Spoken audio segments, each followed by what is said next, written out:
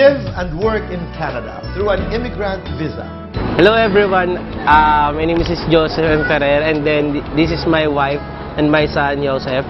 Ito na yung mangyayari sa amin na aalis na kami papuntang Canada. So, thank you so much sa Pinoycare. Hi, good morning everyone. Ako nga pala si Daniel Ferranco and this is my wife. And we are now leaving for Canada.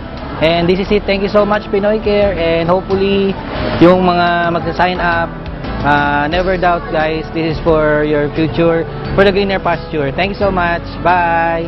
Bye.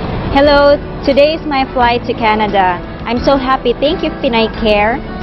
Thank you for helping me achieve my dreams. God bless and more power.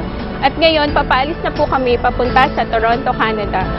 In behalf of Enrique family, nagpapasalamat po kaming lahat sa lahat po ng bumubuo ng Pinoycare. Be the next immigrant and let Pinoycare take you there.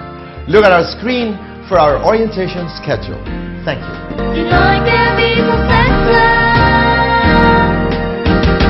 your dream maker.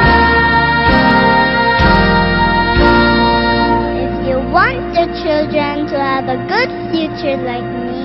Apply now only with Pinoycare Visa Center, bridging you to a better life.